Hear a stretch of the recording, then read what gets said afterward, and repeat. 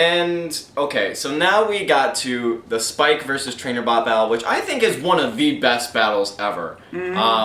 It's just a lot of action was going on here. Had to keep everything on its tip, all the bots on their toes, because Trainerbot had that little hole in the front, and Spike just get in there and rip out electronics. Yeah, I mean, you know, it felt like a Chinese massacre or something, you know. Just like, vicious driving on both sides. Yeah, I think it's like the Holocaust of this kind of bots tournament. I mean, just pieces flying everywhere. Yeah, firing squads jumping into the middle of the arena. I mean, it was crazy, man. Fire department coming in, bomb squad, all that sort of stuff. Yeah, there was even a Mecha Hitler that came in the middle of the fight. You know, I thought that was crazy.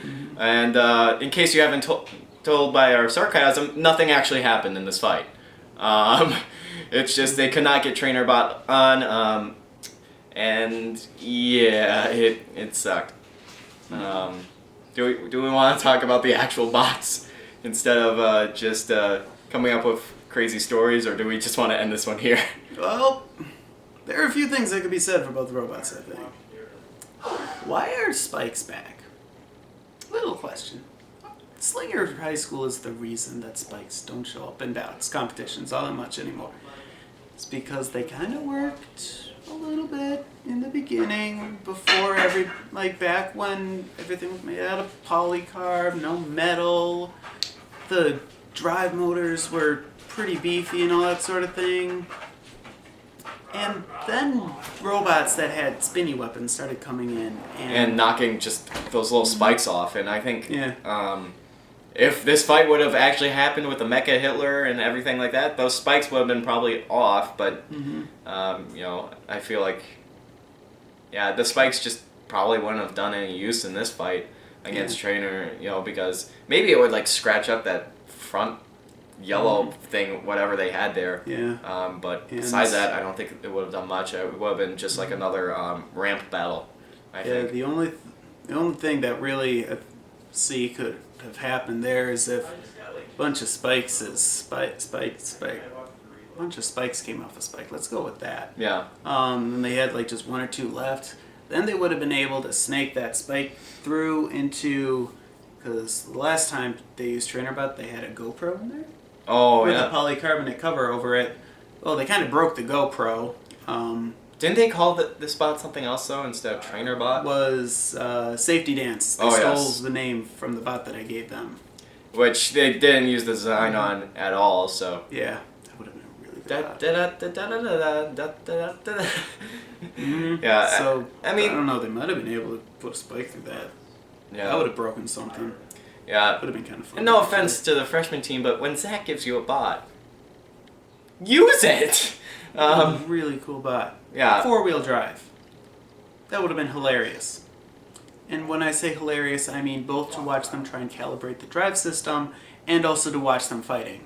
Yeah, and again, no disrespect to this team, but, you know, you really have to listen to Zach when, you know, he gives you a bot, because he's thought of everything already. And I feel like that was like the freshman team's mistake when they created Safety Dance and turned it into, like, I think that they revised it when they turned it into this Trainerbot or whatever they wanted to call it, and just called it that instead, since I doubt that they thought, oh yeah, Trainer's going to be back, let's call this one Trainerbot, just to be a little bit unique. But, you know, he had a good design already. You didn't have to throw your own input into it. Because Safety Dance should have been. Yeah. Sort of like Uprising, with the sort of like 4 wedges.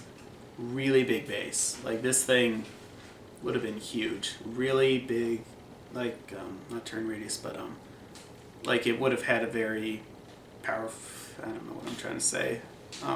Like, it would have been a big bot. 4 ramps. I used in Inventor, the 3D modeling system I use.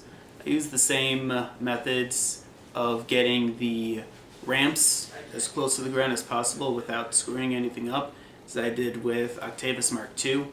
And I mean, there were robots that had like wedges that were scraping the ground that couldn't get underneath Octavius Mark II.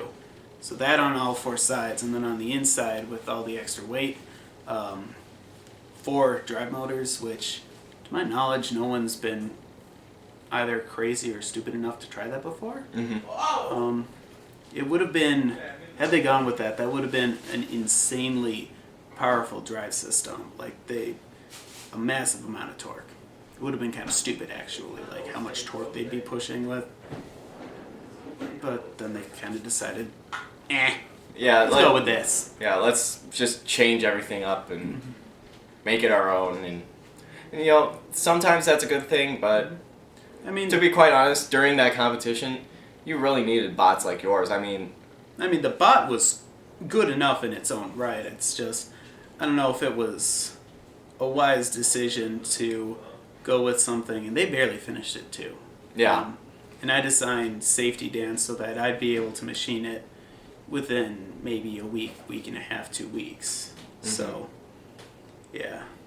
Sometimes the more simplistic designs, like what you came up with for Safety Dance, was better, and when they tried to complicate it, it doesn't turn out too well. And kind of going full circle here, maybe that's why it didn't start. A little bit of karma, freshman. So, any other final thoughts? I still want to see the GoPro footage from that first one. Yeah. That would be cool. I'd like to see the Mecha Hitler part of that fight actually happen sometime. So, with that said, I think we'll just jump right into the next one. Yeah.